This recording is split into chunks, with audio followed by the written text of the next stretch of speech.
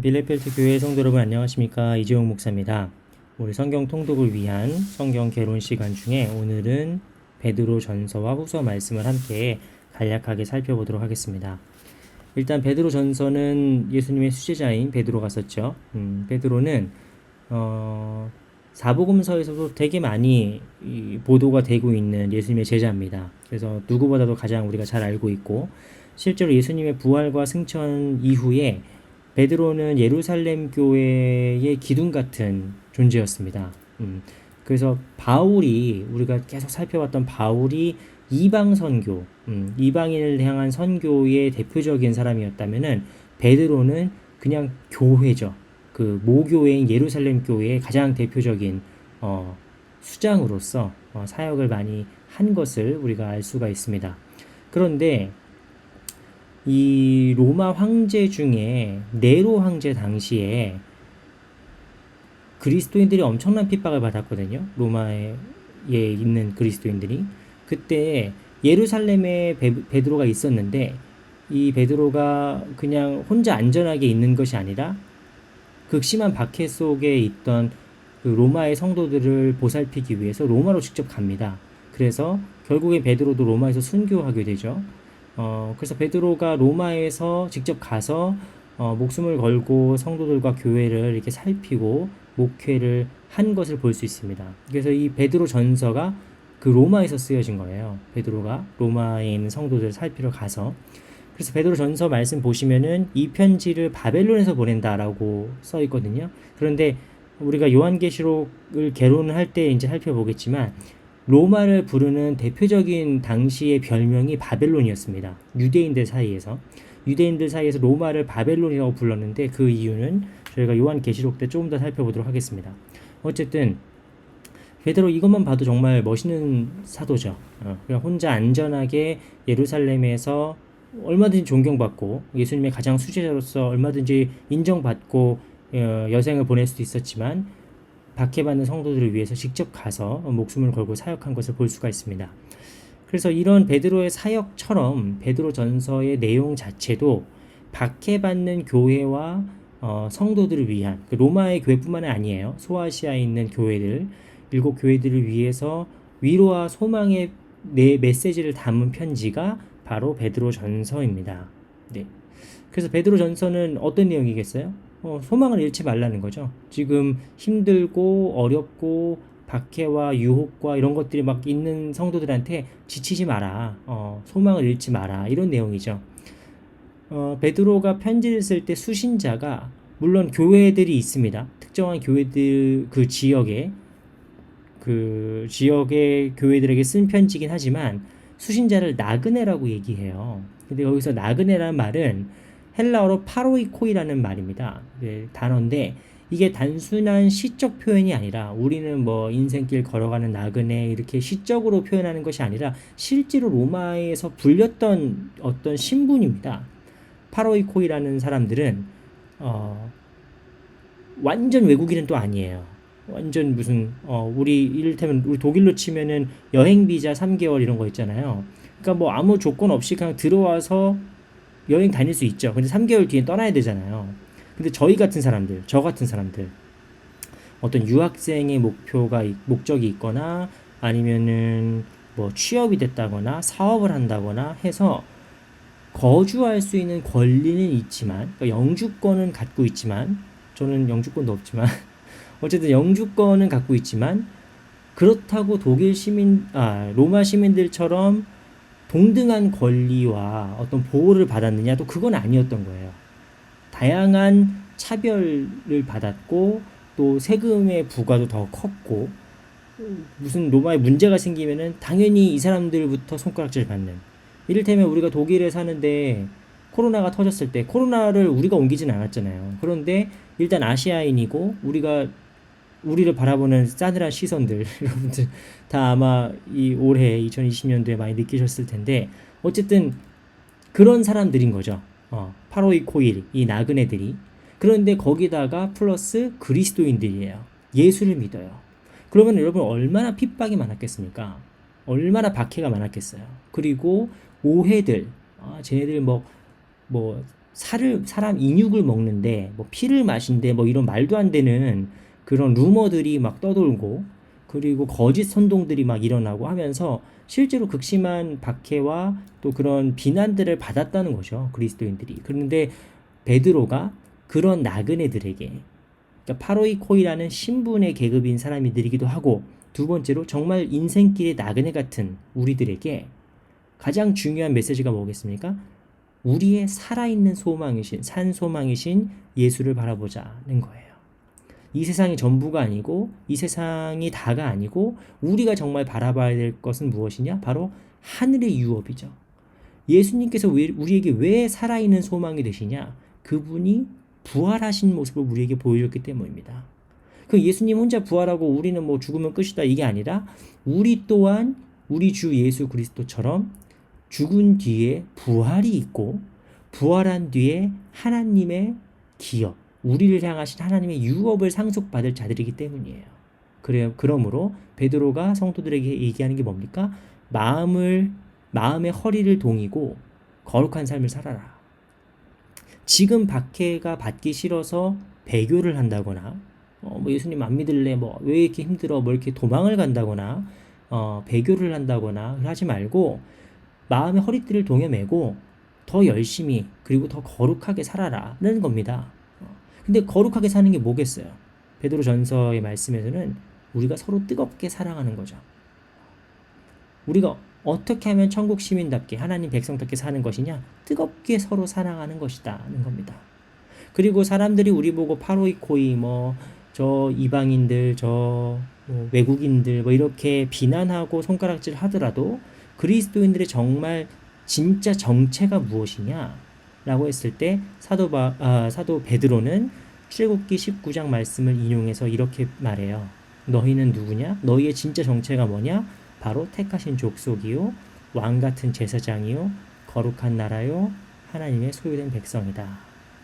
그러니까 삶이 힘들고 좌절이 오고 지치고 할 때에 소망을 잃지 말라는 차원에서 우리의 살아있는 예수 그리스도, 우리의 산소망이신 부활하신 예수 그리스도를 얘기하고 종말론적인 삶에 이제 하늘의 유업을 또 이야기하고 그리고 우리의 정체가 무엇인지를 분명히 가르치고 있는 겁니다. 그 심지어 베드로는 우리의 소망의 이유를 묻는, 그러니까 그리스도인들이 이렇게 살아가면은 세상 사람들이 이해가 되겠어요? 쟤네들은 가진 것도 쥐뿔도 없는데 왜 이렇게 자신감 있어? 저 사람들은 왜 이렇게 행복하게 살아? 라고 사람들이 우리의 소망의 이유를 묻는 사람들이 있을 때 너희들이 대답할 것을 준비하라고 합니다. 그러니까 우리가 갖고 있는 산 소망은 그냥 정신 승리가 아니에요. 우리도 나중에 죽으면 천국 가야지 이런 단순한 신앙이나 단순한 신앙이 아니죠. 단순한 어떤 생각이나 바람이 아니라 우리에게 분명한 살아있는 소망이 되는 것이고 그것이 예수를 믿지 않는 자들에게도 설명되고 이해되고 또 전파돼야 된다는 것이죠. 이게 사도 베드로가 갖고 있는 아주 강력한 메시지입니다. 여기까지 보면 베드로전서가 정말 은혜롭고 너무너무 막 따뜻한 책인데 왜 이렇게 무섭게 막 시뻘건 불이 나왔느냐? 베드로전서가 어려운 이유가 있어요. 사실 베드로전서 어렵지 않습니다. 쭉 읽어보시면은 정말 우리에게 소망을 주는, 특히 코로나 이 시기에 우리에게 아주 위로를 주는 말씀이에요. 정말 좋은 말씀인데 모든 성경 말씀처럼요. 그런데 베드로전서에 우리를 되게 곤란하게 만드는 구절이 나와요. 그게 뭐냐면 3장 18절에서 20절까지 말씀입니다. 이 부분을 두고 그리스도의 지옥 여행이다 아니면 그리스도의 지옥 전도다 이런 식의 그 별명들이 붙어 있는데 이게 해석하기가 되게 어려워요.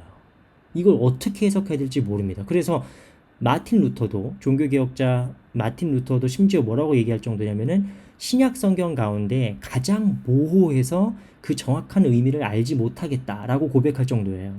그러니까 말 다 했죠. 루터 정도 되는 사람도 이 말씀의 의미를 잘 모르겠다고 얘기할 정도면 이게 얼마나 그 이해하기가 어려운 말씀이겠어요. 근데 우리가 한마디로 예수님께서 지옥에 가셔서 갇힌 영들에게 복음을 선포하셨다는 거예요. 근데 이거를 도대체 어떻게 이해해야 되냐?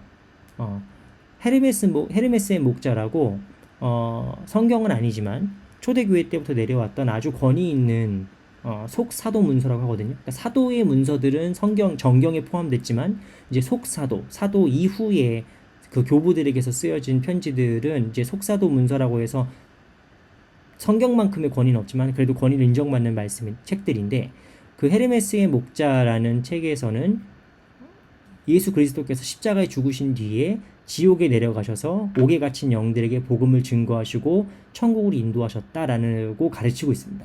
그리고 오리겐이라고 이제 동방 신학자 중에서 아주 권위 있는 신학자거든요.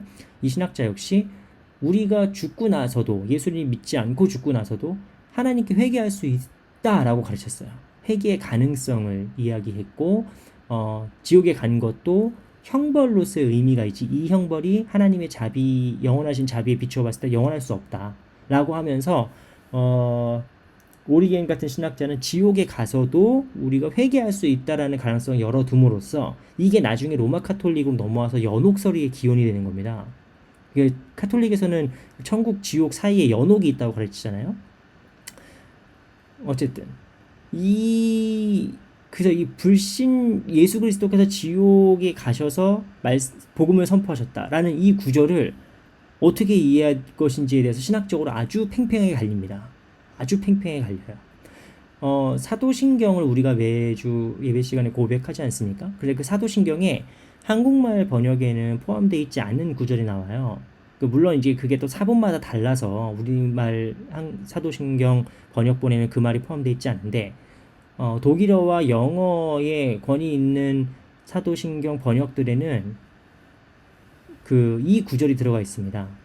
그러니까 예수님께서 죽은 지 사흘 만에 죽은 자 가운데 예수님께서 본디오 빌라도에게 고난을 받아서 십자가에 못 박혀 죽으시고, 그 사이에 장사된 지 죽은 자 가운데 그 사이에 뭐라고 써 있냐면은 독일 말로는 hinabgestiegen in das Reich des Todes. 예수님께서 죽음의 나라로 내려가셨다는 거예요. 죽음의 제국으로 내려가셨다. 영어에서는 he descended into hell이라고 써 있어요. 예수께서 지옥으로 내려가셨다. 이게 뭔 소린가? 이게 예수님께서 지옥을 왜 가요? 근데 이 베드로 전서의 말씀에 따르면 예수님께서 지옥에 가셔서 지옥에 갇혀 있는 영들에게 복음을 증거하셨다라고 해석할 수 있는 거죠. 근데 이거는 정말 신학적으로 논란이 많은 문제입니다. 그래서 많은 신학자들은 이제 예수님의 이름을 듣지 못하고 죽은 사람들, 복음을 듣지 못하고 죽은 사람들의 경우에 이 말씀을 근거로 이제 만유 구원론이랄지 만인 구원론이랄지 이런 모두가 구원받을 수 있다라고 하는 신학적인 이론을 가지고 나오기도 하고, 또 대단히 보수적인 신학을 하신 분들에게는 말도 안 된다. 우리가 살아있는 이 삶 동안에 예수 그리스도를 믿고 고백하는 것만이 구원의 길이지, 다른 것은 성경적인 신앙이 아니다라고 대단히 강하게 충돌을 하고 있어요. 그래서 이 구절은 아주 논란이 많은 구절이고요. 우리 성도님들은 읽으실 때 이런 모든 논란을 우리가 알 필요는 없습니다. 그죠? 알 필요는 없지만 우리 모두가 한 번쯤은 가졌을 질문들이고요. 저도 대단히 많은 질문을 받았고 대단히 많이 이제 논쟁을 했던 말씀이죠. 그런데 이렇게 이 시간에 이 구절과 저의 입장과 이런 것들을 다 얘기할 수 없고, 왜냐면 이걸 얘기하는 순간 또 물론 우리 이 성역 공부가 대단히 영향력이 있지는 않습니다만 어쨌든 이게 온라인에 올라가는 거잖아요. 그러니까 좀 무서워요. 괜히 이렇게 싸움 날까봐 무섭지만 어쨌든 이런 구절이 있다는 거, 베드로전서를 뜨거운 감자로 만드는 아주 논쟁적인 화두가 이 말 속에 있다라는 것을 우리가 이 정도만 알고 넘어가는 것도 괜찮을 것 같습니다. 어쨌든 베드로전서는 사실 이렇게 되게 따뜻한 이야기인데 아주 아름다운 말씀인데, 이 그리스도께서 지옥에 내려가셔서 복음을 증거하셨다라고 하는 이 대단히 논쟁적인 구절 때문에 조금 이해하기는 쉽지 않지만 우리는 통독을 하는 사람들이니까 일단 이런 것도 있구나 라고 생각하고 이제 넘어가면 되겠습니다. 그래서 이제 베드로전서 말씀을 쫙 읽으면은 참 은혜가 되는데, 베드로 후서 말씀은 조금 설명이 필요해요. 왜냐하면 사실 뭐 베드로 후서는 예로부터 이게 베드로가 쓴 게 아닌 것 같다라고 하는 의심을 대단히 많이 받았어요. 그래서 그 정경을 심판할 때, 그 정경을 이제 선별할 때, 안티레고메나라고 해서 정경에 대한 의심과 논란이 가장 많은 책들이 있었거든요. 이거 베드로가 쓴 게 아닌 것 같은데, 뭐 이런 거 있잖아요. 옛날부터. 그래서 이 베드로후서가 바로 그런 말씀이었어요. 실제로 이제 시간이 지나면서 조금씩 더 확실해지는 것이죠.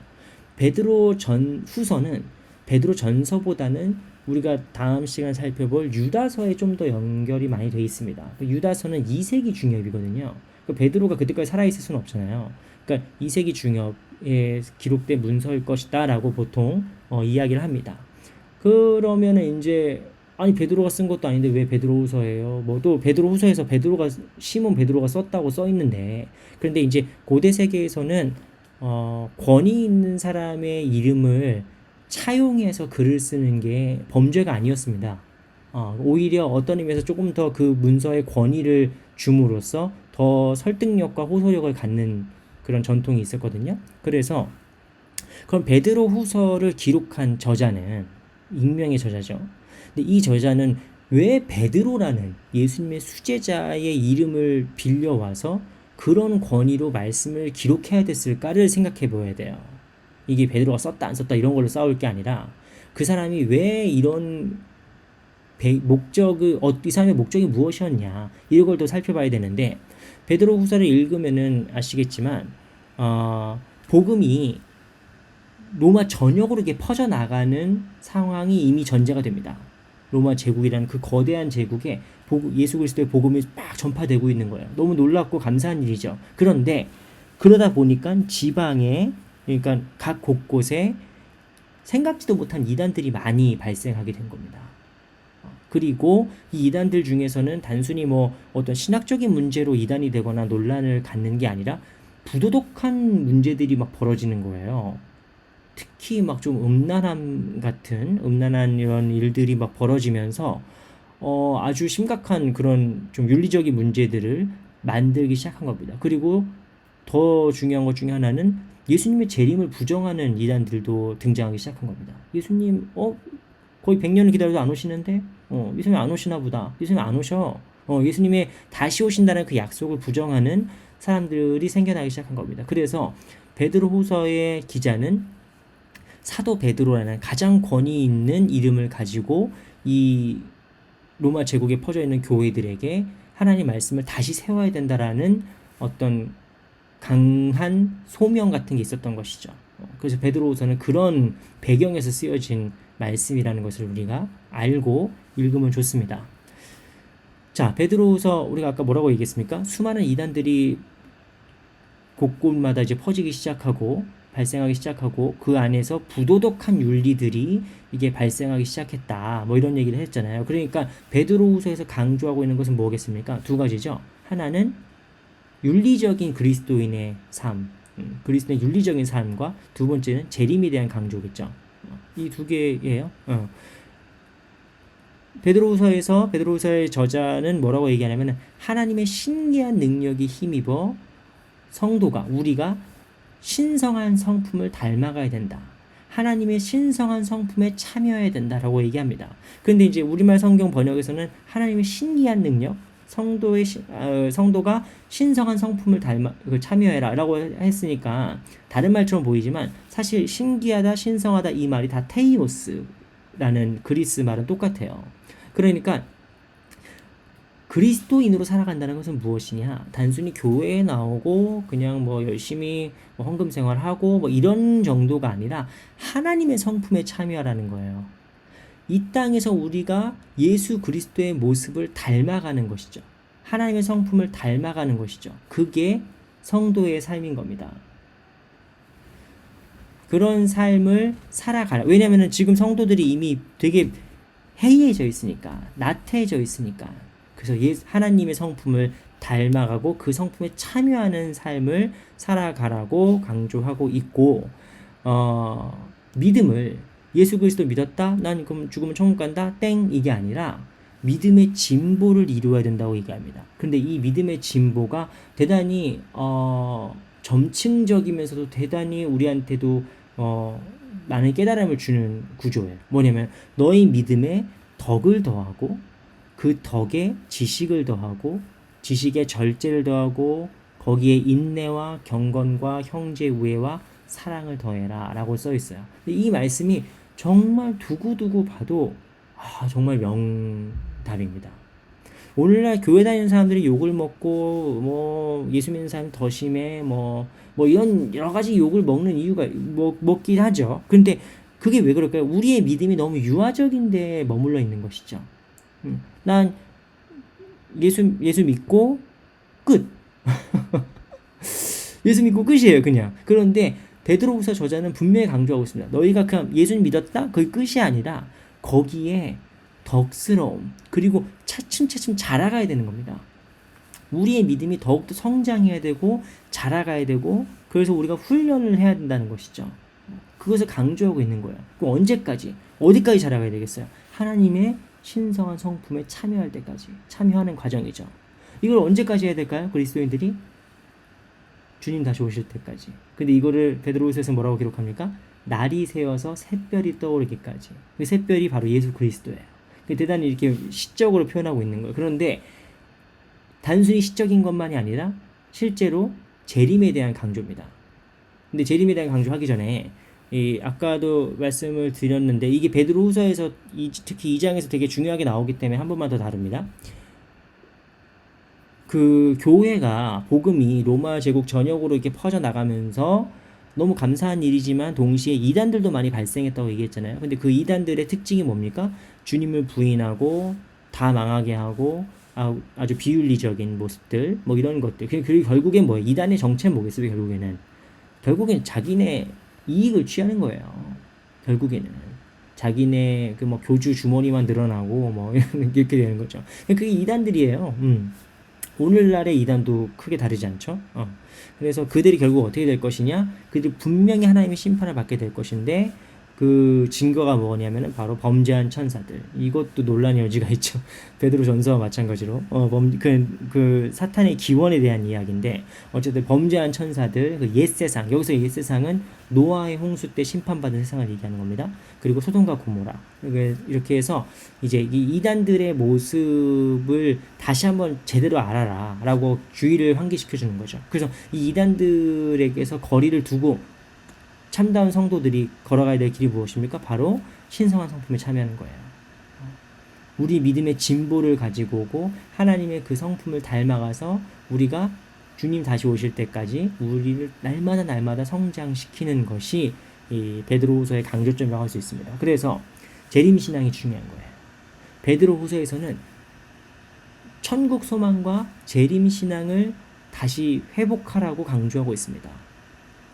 이제 이 재림신앙을 예수님이 오긴 멀으셔 뭐 이렇게 나태해진 것이 단순히 사람들이 게을러서만이 아니라 당시에 어쨌든 로마 제국사회에서 그리스의 철학이 대단히 중요한 세계관이었지 않겠습니까? 그런데 이 그리스의 철학에서 에피쿠로스 학파 같은 경우는 이제 만물은 영원하다라고 봤어요. 만물은 그냥 그대로 존재하는 것이죠. 우리도 자연이란 말을 쓸 때 한문의 자연이 어떤 자연입니까? 그 문자가 스스로 자자의 그럴 연이거든요. 그러니까 동양 사람들의 사고 구조에서도 자연은 그냥 있는 거죠. 그냥 스스로 있는 거예요. 그냥 하늘은 내가 태어날 때부터 있었고 죽을 때도 하늘은 그냥 하늘이잖아요. 하늘이 어느 날 바뀌고 뭐가 되지 않지 않습니까? 그러니까 그 당시의 그리스 로마의 세계관과 문화 속에서 만물은 그냥 그대로 있는 것이다. 뭐 시작과 끝 이런 게 없는 거라고 사람들이 믿어왔단 말이죠. 그러니까 복음이 로마 제국으로 전파될 때 이런 질문을 하겠죠? 사람들이 뭐야? 예수님이 다시 오시면 그럼 세상은 끝이야? 세상은 그러면 어떻게 돼? 그런 건 없어. 왜? 만물은 그대로 존재하니까. 이걸 누가 얘기했어요? 에피쿠로스. 사도 베드로가 누구야? 뭐 이렇게 되는 거죠. 그러니까 그때 당시의 세계관, 그때 당시의 철학적 관점이 예수님의 재림과 그리고 종말과 이런 걸 인정하지 않았던 겁니다. 그래서 베드로후서는 그러한 철학적 반대, 세계관적인 충돌에도 불구하고 이 세상은 시작과 끝이 분명히 있다는 걸 강조하는 거예요. 이 세상은. 그리고 사실 현대 과학계로 올수록 그 말이 더 맞지 않습니까? 이 우주의 시작과 끝이 분명히 있어요. 그건 예수님 안 믿는 현대 과학자들이 하는 얘기입니다. 그죠? 시간의 시작과 끝이 있다. 우리가 사는 이 세상도 시작이고 끝이 있다. 그 끝이 언제냐? 예수님의 재림. 예수님의 재림과 최후의 심판 때 있을 것이다. 라는 거예요. 그러면은 자연스럽게 따라오는 질문이 무엇이냐면은 예수님 왜 안 와? 100년을 기다렸는데 예수님 왜 안 와요? 라고 얘기했을 때 베드로후서의 기자가 이야기하는 답변은 무엇이냐면 첫 번째, 하나님의 시간과 우리의 시간이 다르다. 왜? 우리에게 1000년이 하나님께는 하루 같고 하나님 뭐 이런 거죠. 그러니까 시간의 개념이 다르다. 그러니까 우리가 100년을 기다렸든 지금 뭐 2000년을 넘게 기다렸든 그것이 하나님의 시간과 우리의 시간을 이렇게 1대1 대입할 수 있는 것이 아니다라고 이야기하고, 두 번째로 예수님 왜 다시 재림 안 하시냐? 왜 아직까지 안 오고 계시냐? 하나님의 소원이 있기 때문이에요. 하나님의 바램. 하나님의 바램이 무엇일까요? 바로 모든 사람들이 주님을 믿고 구원받는 것이다. 그러니까 베드로후서 기자는 그때 당시에 재림이 없다라고 주장하는 사람들에게 재림은 분명히 있다. 그런데 그 재림이 늦어지는 이유에, 지연되는 이유에 대해서 이런 관점으로 설명을 하고 있는 것이죠. 그리고 이 관점은 오늘날까지도 유효합니다. 오늘날까지도. 우리가 얼마 전에 대림절을 지났지만 뭐 2000년을 기다렸는데도 예수님 안 오시는데 뭐 재림 그런 거 있겠어? 라고 생각하는 순간 신앙은 오염됩니다. 교회는 타락하게 돼요. 기독교회와 우리 성도들은, 그리스도인들은 천국 소망과 재림 신앙이 없어지는 순간 신앙이 아주 나태해지고 오염되게 됩니다. 이거는 오늘날 교회의 개혁과 회복을 부르짖는 많은 사람들이 꼭 기억해야 될 것이에요. 이 현재만 생각할 것이 아니라 천국에 대한 소망, 그리고 주님께서 다시 오실 때에 대한 두려움과 떨림과 소망을 가지고 살아가야 됩니다. 이게 바로 신약 성경 전체가 가지고 있는 종말론적인 신앙이에요. 종말론적 신앙. 종말론적 신앙이라는 것은 우리가 요한계시록 때 더 자세히 말씀드리겠지만 뭐 주님이 언제 오시네, 뭐 1998년 뭐 언제 이런 이단들처럼 그렇게 언제 오신다 안 오신다 뭐 이런 게 중요한 게 아니라 주님께서 다시 오실 때를 바라보고 사는 삶이죠. 주님께서 다시 오심을 소망하면서 그것을 두려워하면서 나를 돌아보고 주님께서 기뻐하시는 삶, 어떤 삶이겠어요? 하나님의 그 신성한 성품에 참여하는 삶으로 끊임없이 믿음의 진보를 가지고 오는, 그것이 어디서 나오냐면 천국 소망과 재림 신앙에서 나와요. 이런 종말론적인 신앙이라는 것이. 그래서 베드로서 말씀이 우리에게도 오늘날 의미가 있고 또 전해주는 메시지가 아주 강력한 것은 무엇이냐면 우리의 삶을 돌아보게 합니다. 우리의 신앙을 돌아보게 해요. 우리의 신앙은 정말 천국을 소망하고 있는가? 정말 주님이 다시 오실 때에 내가 정말 부끄러운 종으로 게으르고 악한 종으로 남을 것인가, 아니면 내가 충성되고 선한 종으로 남을 것인가, 주님 앞에 설 것인가 라는 우리 자신의 모습을 돌아보게 하고 끊임없이 우리의 모습을 재조율하게 만듭니다. 그래서 우리가 언제나 새하늘과 새 땅을 바라보는 삶을 살게 되는 거죠. 저는 이 새하늘과 새 땅이라는 관점이 제가 한 얘기가 아니라 모든 신학자들을, 특히 칼 바르트라는 이제 스위스 독일의 가장 이제 현대 가장 유명한 신학자가 한 얘기처럼 성경에서 종말론을 빼면은 이건 신약 성경에서 종말론을 빼면은 신약 성경이 아니라는 거예요. 그런데 오늘날 신학이 종말론을 잃어버렸다고 그 사람이 진단을 했거든요. 정확한 진단입니다. 오늘날 오늘날 신학이 종말론을 잃어버리는 순간, 주님께서 다시 오신다는 그 소망을 잃어버리는 순간 이건 더 이상 교회가 아니게 되는 겁니다. 그래서 새하늘과 새 땅을 바라보는 삶이 얼마나 중요한지를 다시 한번 강조를 하고 싶은데, 문제는 이 새하늘과 새 땅이라는 말이 오염돼 있죠. 한국의 이단에 의해서. 한국의 이단이 신천지에 의해서 이 말이 참 오염됐습니다. 진짜 너무너무 소중한 말인데 이런 게 참 많아요. 그죠? 이런 안타까운 어휘들이 참 많습니다. 이를테면 동무 이런 거 있잖아요. 동무도 얼마나 좋은 말입니까? 친구보다 더 이렇게 뭐랄까요? 의미적으로나 느낌적으로나 참 좋은 말인데 이게 또 북한한테 뺏겨가지고 동무란 말도 못 쓰고. 근데 이게 새하늘과 새 땅, 이 신천지란 말이 원래는 얼마나 좋은 말인데 이게 지금 이단한테 뺏겨가지고 이 말을 못 하겠어요. 그런데 우리가 이 말을 쓰지 않는다 해서 이 소망을 잃어버리면 안 되는 겁니다. 그래서 우리가 베드로후서 말씀을 통해서 새하늘과 새 땅을 바라보는 삶을 다시 회복하는 그런 우리 모두가 다 되었으면 좋겠다. 그런 말씀으로 오늘 베드로전서와 후서 말씀에 대한 개론을 이 정도로 마치도록 하겠습니다. 다시 이렇게 마음의 긴장을 놨더니 말이 계속 길어지고 있어요. 정말 죄송합니다. 30분이 넘었지만 어쨌든 네, 그 지옥, 예수님의 지옥 그 전도, 그 예수님의 지옥 여행기 이거 얘기하다가 말이 길어진 것 같아요. 정말 죄송하고요. 이제 정말 얼마 남지 않았습니다. 우리가 다음 시간에 요한 1, 2, 3서와 유다서를 함께 살펴보고 요한계시록만 살펴보면은 성경에 대한 전체적인 개론을 마치게 됩니다. 그래서 우리 지금까지 계속 들어주시고 또 함께 말씀 읽어주신 성도님 너무 감사드리고요. 내일은 또 거룩한 주일입니다. 또 2020년 마지막 주일이네요, 벌써. 네, 참, 네, 여기까지 하겠습니다. 여기까지 하고 내일 주일 때 뵙도록 하겠습니다. 네, 감사합니다.